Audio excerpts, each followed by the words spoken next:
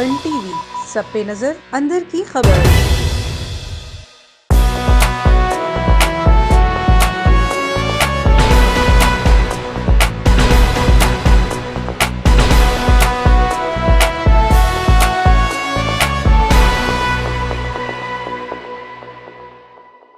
देखें, जब इल्ताफ हुसैन ने ये हरकत की थी ना फौज के बारे में, जनरल बिलाल साहब के बारे में बकवास की थी, अगर उसको इंटरपोल के जरिए यहाँ बुला के और सरेआम चौक में फांसी दे देते, आज नवाज शरीफ की इतनी जरूरत ना होती। उसके बाद कोई और भी, इसके बाद कोई और भी करेगा। हमारे लिए एक एक बंदा उनके लिए पीछे खड़ा है और हम अपने खून के कतरे आखिर दम तक फौज के साथ पाएंगे। आपने वोट किसको दिया?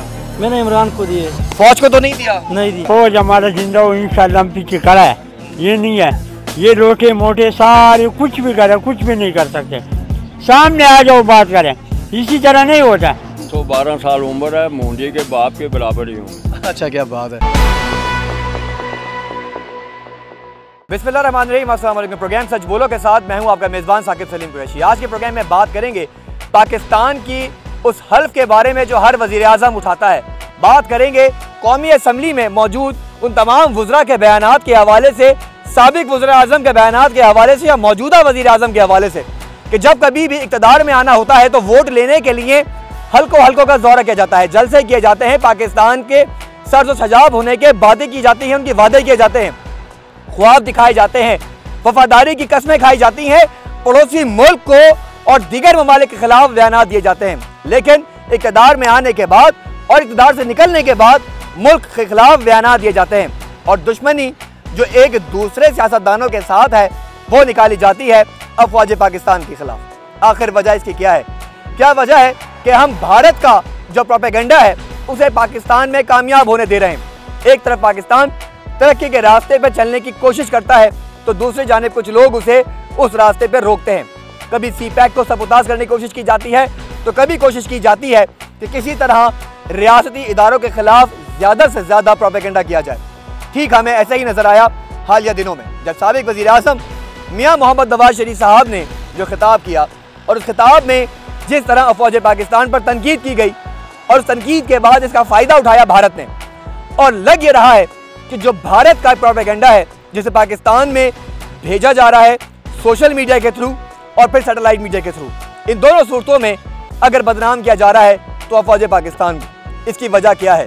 क्या वजह है कि किस एजेंडे पर बात की जा रही है?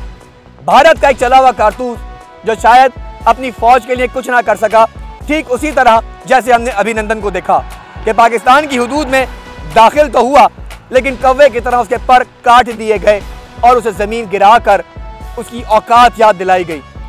यही हमें नज़र आता है भारतीय अफवाज का, भारतीय सेना का एक चला हुआ कारतूस मेजर रिटायर्ड गौरव क्या करता है।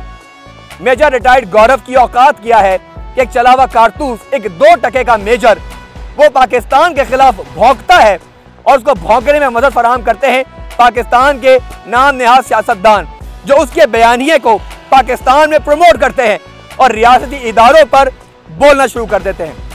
अगर आप में जुर्रात है और ज़रा सी भी अगर शर्म बाकी है तो फिर एहसास कीजिए कि जब इस ऐवान में आके हल्फ उठाते हैं तो इस ऐवान का जो तकद्दुस है उसे पामाल ना किया जाए, तो फिर मुल्क से बाहर जाकर आप अपने इदारों पर तनकीद करते हैं।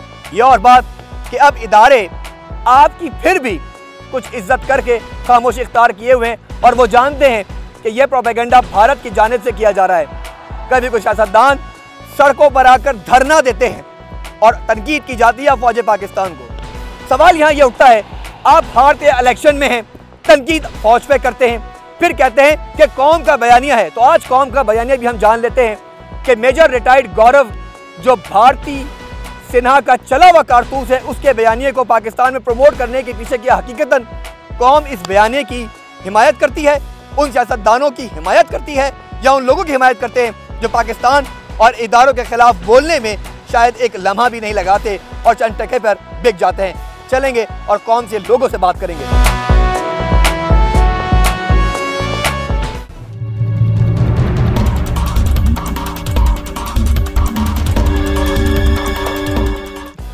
अस्सलाम वालेकुम, कैसे जी आप? ठीक हैं, खैरियत से हैं? चाय पी जा रही है इस वक्त?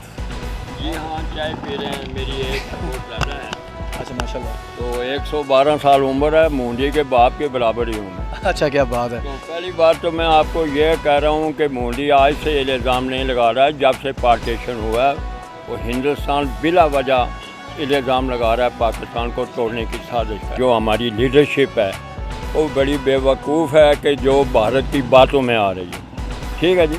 दूसरी बात यह है कि हमारी जो आर्मी है हमने ही बनाई है, हमारे मुल्क की दफ़ा है, उसकी हम हिफाजत नहीं करेंगे कौन करेगा। अगर उस पर हम तनकीद करते हैं, आर्मी पर तनकीद करते हैं, पुलिस पर करते हैं, जो भी इंतज़ामिया, तो हम गलत कर रहे हैं, सही नहीं कर रहे हैं। अच्छा अब तो ये लोग कहते हैं माज़रत के साथ कुछ, क्योंकि मैं इस वक्त मौजूद हूँ एक आपारा मार्केट जो इस्लामाबाद की बड़ी मार्केट है, यहाँ हर तरह की जो है वो लोग यहाँ में नज़र आते हैं, हर कौम से नज़र आते हैं, हर कौम परस्ती के लोग नज़र आते हैं। सवाल यहाँ पर यह है कि जब बात की जाती है कि जी ये कौम का बयानिया है, तो आज कौम का बयानिया जानने के लिए आए कि जब भी सियासतदान कभी फ़ौज पर तनकीद करते हैं या वो दुश्मन के प्रोपेगेंडे को प्रमोट करते हैं तो कहा जाता है कि जी कौम का बयानिया है। तो आपका बयानिया यही है कि फ़ौज पर तनकीद की जाए, फ़ौज पाकिस्तान पर नहीं की जाएगी। कोई तनकीद हमारी फ़ौज पर नहीं कर सकता, कोई जो सियासतदान है चाहे वो कोई भी है। फ़ौज हमने खड़ी किया अपने मुल्क के दफ़ा के लिए और वो दफ़ा कर रही है फ़ौज, इस वक्त ठीक फ़ौज जा रही है। ठीक है, अगर अंदरूनी कोई मालूमात हैं किसी पर इल्ज़ाम लगा रहे हैं, गलत तो गलत है इल्ज़ाम, इसको हम मुस्तरद करते हैं, मजम्मत करते हैं। जो आदमी हमारी फ़ौज पर या हमारी किसी इंतज़ामी पर, चाहे वो हमारा लीडर है चाहे वो कोई भी है, एक बात तो ये कहेंगे। दूसरी बात ये कहेंगे कि दुश्मन आज तक यही चाहता है कि इनको आपस में लड़ाओ, इनको आपस में कमज़ोर करो। बहुत शुक्रिया, आपने बड़ी ज़बरदस्त आज आपने बात की है और यहाँ कुछ लोग और लोग भी मौजूद हैं, इनसे भी हम बात करते हैं और उनसे पूछते हैं कि आखिर कौम का बयानिया क्या है। जी अस्सलाम वालेकुम जी। ना कि फ़ौज पर जो तनकीद की जा रही है उसका ज़िम्मेदार कौन है? जो आपके लीडरान जिनको हम वोट दे के ऐवानों तक लाते हैं वो ये कहते हैं जी कौम का बयानिया है। आपका बयानिया क्या? फ़ौज पर तनकीद करना है, इदारों पर तनकीद करना है? फ़ौज हमारी जिंदाबाद। चलें भाई ज़बरदस्त बात की है जी। कुछ और लोगों से ही बात करते हैं। अस्सलाम वालेकुम जी। अच्छा फरमाइएगा जी, हम ये देख रहे हैं कि गुज़िश्ता कुछ दिनों से बहुत ज़्यादा रियासती इदारों पर तनकीद की जा रही है। एहतसाब का अमल पाकिस्तान में शुरू ज़रूर हुआ है, लेकिन कहा जाता है कि जी इसकी ज़िम्मेदार फिर फ़ौज को कहा जाता है, वोट आप देते हैं, कहा जाता है इलेक्शन चोरी हुआ है, वज़ीर आज़म इलेक्टेड नहीं है सिलेक्टेड हैं। वो एक अलग बात है कि आप सियासी इल्ज़ामात लगाएं। आप क्या समझते हैं कि ऐसे में रियासती इदारे को या फ़ौज पाकिस्तान को इस गंदी कीचड़ में घसीटना मुनासिब है? ये असल में इंटरनेशनल साजिश हो रही है। आप देख लें इराक़ में क्या हुआ है, अफ़गानिस्तान में क्या हुआ है, आप करनाता की तारीख़ पढ़ लें। ठीक है, वहाँ भी यही कुछ पहले किया गया, फ़ौज को और अवाम को लड़ाया गया आपस में ताकि आपस में कमज़ोर होंगे, उसके बाद पाकिस्तान पे हमला करना आसान हो जाएगा। उनकी इसराइल की असल में साजिश है। और आप देख लें कि सऊदी अरब है, उस पर भी हमें अफसोस है, वो मतलब मिल रहा है, वहाँ भी हमारी फ़ौज बैठी है जो दिफा कर रही है। जिस फ़ौज पे आज तनकीद कर रहे हैं, क्या वही मक्का मदीना में हमारी फ़ौज नहीं हिफाजत कर रही? इनको इतनी नहीं शर्म होती? ये फ़ौज हमारी है, हम हमारी है, हमारे भाई हैं जो पूरी कौम में से सिलेक्ट होते हैं फ़ौज में। ठीक है, इसलिए हम अपनी फ़ौज के ख़िलाफ़ बिल्कुल भी नहीं चल सकते। लेकिन जब ये कहा जाता है कि जैसे जब भी कोई लीडर, सियासी लीडर जो अपोजिशन में हो, मैं नाम लेता हूँ मौलाना फजल रहमान की बात करूँ, साबिक वज़ीर आज़म या मोहम्मद नवाज शरीफ साहब की बात करूँ, जरदारी साहब की बात करूँ, तो बड़े बड़े बयानात दिए गए। कहा यह जाता है कि जी सबके पीछे अफवाज पाकिस्तान को घसीटा जाता है। अब सवाल यह है कि फिर साथ ये कहते हैं, जब खिताब करते हैं जलसों में तो कहते हैं कि जी कौम का बयानिया है। ये सारी कौम है जी आपके सामने, पाकिस्तान के 23 करोड़ आबादी ये शहर है, ये मुल्क है, इसे क्या कहा जाए कि इस 23 करोड़ में जब इलेक्ट होकर लोग आते हैं तो तनकीद की जाती है, जब सेलेक्ट होते हैं फिर तनकीद की जाती है। आपने बात की, आपने अफगानिस्तान की बात की, सऊदी अरब की बात की। अब इस तरह के बयान की जी कौम का बयानिया है, तो आज वाज़ेह तौर पर बता दें कौम क्या चाहती है। सर हम अपनी आर्मी के साथ हैं, हुकूमत किसी की भी हो, ठीक है, हम अपनी आर्मी से नहीं लड़ सकते, क्योंकि अगर आज हम अपनी फ़ौज से लड़ेंगे ना तो कल को ये इंडिया को बहुत आराम से हमारे ऊपर हमला करने का मौका मिल जाएगा। आप दूसरे मुल्कों में देख लेना, अफगानिस्तान क्यों टूटा है, वहाँ भी अवाम और फ़ौज में, इराक़ में आप देख लें, लीबिया में देख लें, शाम में देख लें, यही कुछ हुआ है। फ़ौज और अवाम लड़ती है आपस में, फिर ये इंटरनेशनल साजिश है। इसराइल को मौका मिलता है, वो डायरेक्ट नहीं आना चाहता हमारे ऊपर, इंडिया के थ्रू आएगा, जिस तरह भी आएगा। पाक फ़ौज जिंदाबाद, पाक फ़ौज जिंदाबाद, पाकिस्तान जिंदाबाद। चलो जी, बड़ी ज़बरदस्त आपने बात की है। अच्छा, यहाँ ना इमरान खान की बात है, ना जरदारी की बात है, ना नवाज शरीफ की, ना मौलाना फजल रहमान की बात, अफवाज पाकिस्तान की है, बात मुल्क की है। सबसे पहले पाकिस्तान, उसके बाद कोई और। तो जो भी चेहरा आता है वो अगर तनकीद करता है तो उसके साथ क्या होना चाहिए? सर वो तो मुल्क के साथ ज़्यादती कर रहा है ना, अगर कोई आदमी गद्दार है, मुल्क का गद्दार है, अगर कोई फ़ौज के ऊपर तनकीद करता है, जो चीफ आर्मी के ख़िलाफ़ बात करते हैं वो बड़ा गद्दार है। ये इंडिया के साथ ये लोग मिले हुए हैं, ये सारे इंडिया का साजिश है। और हमारा फौज के लिए हम पहले भी अपना खून गिराता रहा और आज भी गिराएंगे। अगर किसी ने उल्टी सीधी बात किया तो हम हर किस्म का मजम्मत करने के लिए उसके लिए तैयार है, चाहे वो सीधी कोई भी लीडर हो, कोई भी हो। हम 22 करोड़ या 18 करोड़ जितने भी आवाम है, हम सारों का बात एक है। ISI जिंदाबाद, पाक फौज जिंदाबाद और जनरल कमर बाजवा जिंदाबाद। एक बार फिर जोर से नारा हो जाए, पाक फौज, पाक फौज। अच्छा जी, एक और बड़ी मजेदार बात, यहाँ सारे मेरे भाई मौजूद हैं और यहाँ ये बात किसी एक चीज़ की नहीं हो रही। पहले इस कौम को, इस मुल्क को तकसीम किया गया नक्शे की बुनियाद पर, फिर तकसीम किया गया कौमियत की बुनियाद पर, फिर तकसीम किया गया इसे लसानियत की बुनियाद पर, अब तकसीम किया जा रहा है सियासत की बुनियाद पर। बार बार हमें कहा जाता है कि जी बलोचिस्तान की महरूमियाँ उसकी जिम्मेदार सियासतदान नहीं, वो रियासी इदारों को करार देते। यहाँ मेरे पास वो लोग भी मौजूद हैं जिनका ताल्लुक बलोचिस्तान से भी है, कुछ लोग कोयटा से भी है, कुछ लोग पेशावर से भी है, मुख्तलिफ लोग हैं, हर तरह के लोग यहाँ मौजूद हैं। लेकिन जो तनकीद की जा रही है वो अपनी जगह मौजूद है। आप क्या कहेंगे इस वक्त जो बयानियाँ हमें सियासी लीडरान की तरफ से नज़र आ रहा है और बार बार कहते हैं ये कौम की आवाज़ है, इस पर क्या कहेंगे? ये कौम की आवाज़ नहीं है, सिर्फ नवाज शरीफ की आवाज़ है। जिस तरह अल्ताफ़ हुसैन लंदन में बैठ के बातें कर रहे, इस तरह नवाज शरीफ भी है, ठीक है। जिस तरह उनका पार्टी टूट गया, इस तरह ये भी टूटेगा। फौज मुल्क पे मर मिटने वाला सिर्फ फौज है। हमारे पुराने माजी की जो सियासतदान आए, जड़ी लगा के नस गया फौज पाकिस्तान में। अब बॉर्डरों पे नहीं जगह, कल एक मेजर शहीद हो गया इंडिया के बॉर्डर पे और नवाज शरीफ उसी का ज़बानियाँ हिला रहे। मोदी की जो मोदी बात कर रहे उसके ऊपर ये पैर रख रहे। क्यों यार, अब पाकिस्तान में 3 दफ़ा वज़ीर आज़म रहा और फिर भी आप पाकिस्तान का मुखालिफत कर रहे हैं। ये फ़ौज का हमारा ये है तो वो है कि इनको शूट करो, जो भी बंदा इस तरह की बात करे उनको शूट करो, पावे अवाम हो पावे सियासी हो। सिर्फ ये सियासी 2 बंदे ये बात कर रहे, एक बिलावल और एक नवाज शरीफ कि ये सेलेक्टेड है, इनको शूट करना चाहिए। चलें, ये मेरे भाई के जज्बात अपनी जगह पर हैं। जी जी बता दूँ, देखें जब अल्ताफ़ हुसैन ने ये हरकत की थी ना फौज के बारे में, जनरल बिलावल साहब के बारे में बकवास की थी, अगर उसको इंटरपोल के ज़रिए यहाँ बुला के और सरेआम चौक में फांसी दे देते, आज नवाज शरीफ की इतनी जुर्रत ना होती। उसके बाद कोई और भी, इसके बाद कोई और भी करेगा। जब तक इनको फांसियाँ नहीं देंगे ना आप लोग, फांसी का कानून होना चाहिए। जो फौज के साथ, मुल्क के साथ गद्दारी करे उसको चौक में लटका दें, उसके बाद ऐसा कोई भी नहीं बोलेगा बयानियाँ। चलें जी, ये वो बयानियाँ है जो हमें नजर आ रहा है। कुछ और लोग भी मौजूद हैं, उनसे भी बात करते हैं। आपको बड़ी लाला जी, मैं देर से देख रहा हूँ, बड़ा जज्बा और जोश आप में नजर आ रहा है मुझे। लाजिमी है, जब फौज हमारा जिंदा हो इंशाअल्लाह हम पीछे खड़ा है। ये नहीं है ये रोटे मोटे सारे कुछ भी करे, कुछ भी नहीं कर सकते। इसी बातों में कुछ भी नहीं बनता है जो भाई फौज ये है और फौज के साथ है या इमरान खान जो है ना रोट है ना, सामने आ जाओ बात करें। इसी तरह नहीं होता। अब ये है ना, ये भी नून लीग वाले आगे पीछे जा रहा है। पीछे कभी भी नहीं हटना है। जब सैलाब आ रहे हैं चलो भाई फौज को बुलाओ, जलजले आ रहे हैं फौज को बुलाओ। हर चीज़ में, हर काम में अगर हमारा फौज ना होना कभी सवाल ही नहीं पैदा हो रहे पाकिस्तान चले, नहीं चले, नहीं चलेगा फिर। अच्छा, क्या वजह इसका वजह क्या है कि घूम फिर के सारी चीज़ें फौज पर आ जाती हैं? क्यों ऐसा हो रहा है हमारे साथ? वो अपना खून निकाल रहे हैं ना, हर बंदे तो नहीं निकाल सकते। फौज तो सर पे कब्बन बन के जा रहा है। इसी तरह कोई है।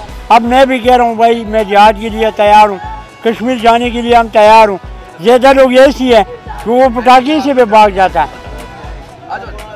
चले, यहाँ बड़ी ज़बरदस्त बात की। एक साहब और भी मौजूद है, शिकवा कर रहे थे महंगाई के हवाले से, तो बात करते हैं। अस्सलाम वालेकुम जी। महंगाई बहुत है। वालेकुम सलाम। कैसे आप? ठीक है, ठीक ठाक। कहाँ से ताल्लुक है आपका?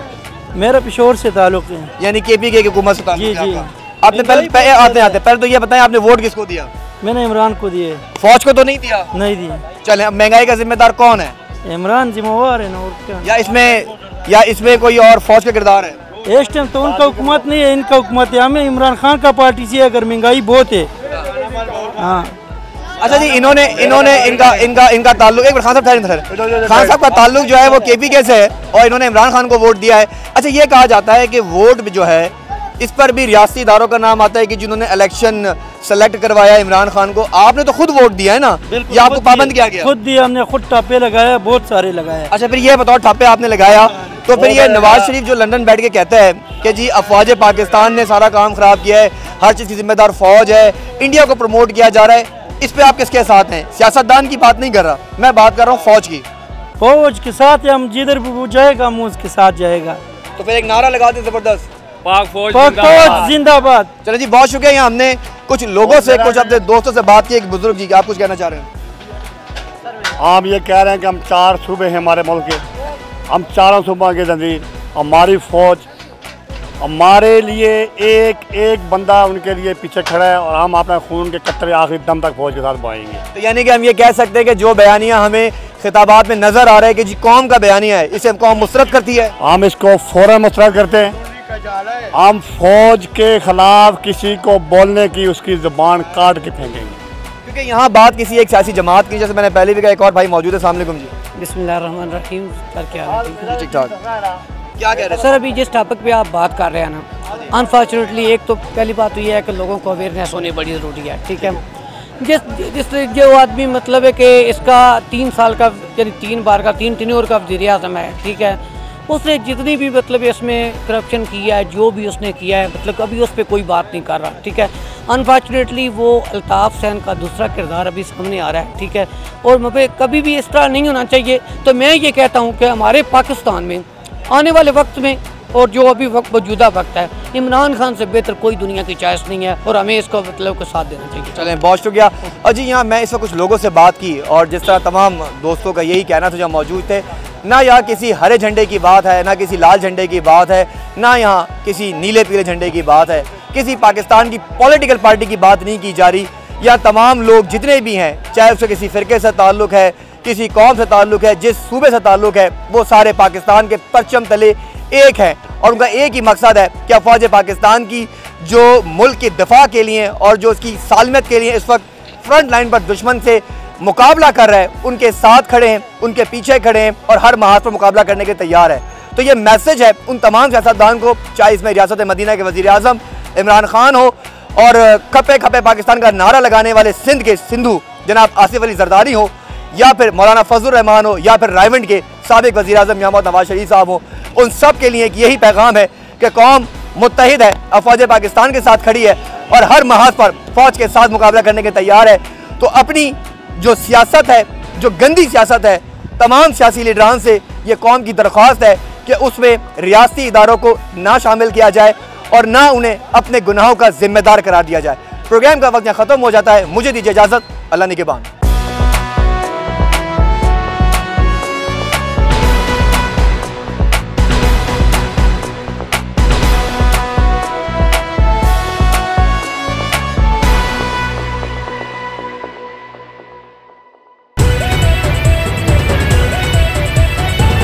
A1 TV, सब पे नजर, अंदर की खबर।